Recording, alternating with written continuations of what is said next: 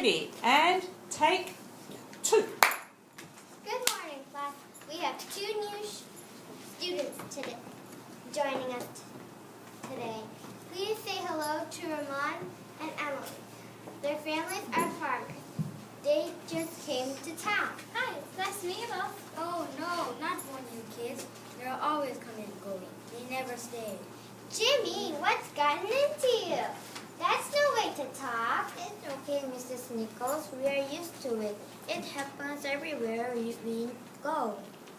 It is not okay. Not in my classroom. Jimmy, let's start again. Okay, hello. Where do you live, Emily? Our families are migrant workers. We live in the small houses near the grape fields. They're just outside town. And when all the grapes are picked, you'll leave, right?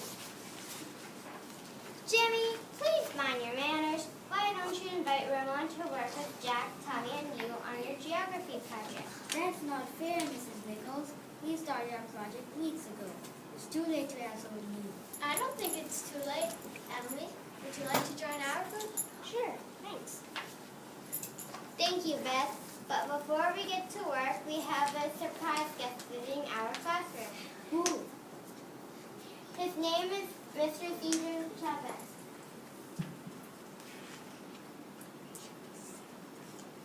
He's going to speak to us about the important work he is doing. Cesar Chavez, my father talks about him all the time. Yes, he's helping to get all the migrant farmers together. That's right, Emily. Mr. Chavez is forming a union of farm workers. Does anyone know what a union is? I do. A union is a group that workers join to make sure they are being treated fairly. My dad said union doesn't make trouble for the farm union. What's wrong with the thing they are? That's a good question, Jimmy. Let's listen to Mr. Chavez, then maybe we can answer your question. Okay, Mrs. Nichols. Class, let's all say hello to Mr. Chavez. Good morning, Mr. Chavez. Good morning, children. I'm very happy to be here today. You know, being a child of migrant workers is not easy. My family lost our farm when I was 10 years old. Then we had to work for other people. You also own your own farm, like my family does? That's right. My family farmed in Arizona for more than 50 years. But times got very hard for us when I was a boy.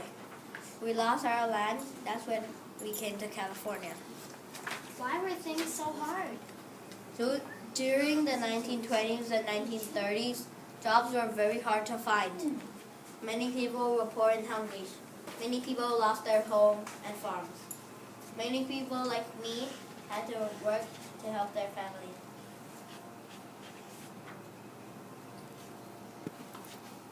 Did you go to school? I went to more than 30 schools. My family had to move from place to place to find work. 30 schools? That must have been really hard. It was, and many kids still do that. That's one reason I want to help migrant farm workers today.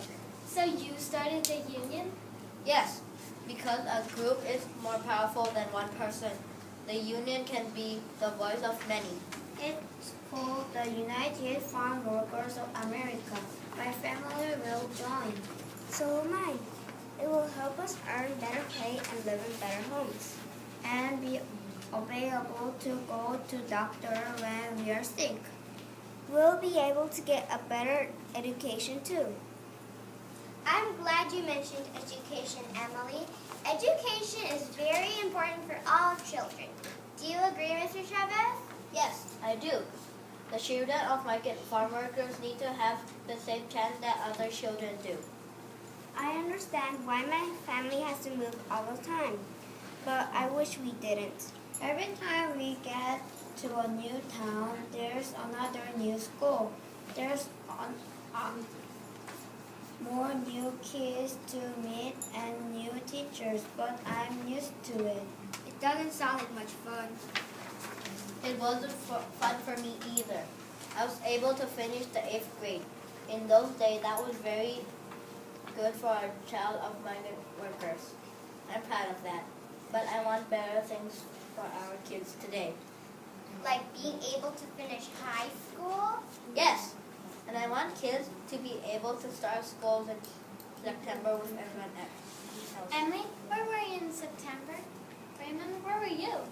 We were in Washington to pick apples. I was in Arizona.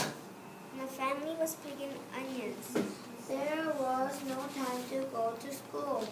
We needed to help our parents with the picking. But we'd like to be part of your school even if we don't stay that long. Thank you, Ramon and Emily. You said that better than I could. Thank you, Mr. Chavez. I have learned a lot. Raymond, I'm really sorry I was so mean. That's okay. We all thank you for being with us, Mr. Chavez. Yes. Thank you, Mr. Chavez. Goodbye, kids. Okay, class. It's time to get back to your geography projects. Raymond, Yes? did you say you live in Washington? Yes, we go there every September for the apples. It's beautiful. There are lots of hills and there's a big lake not too far away. Can you show me on the map? Sure. Emily, you lived in Arizona. Could you show us where? I'd love to. Now that's the way to work together.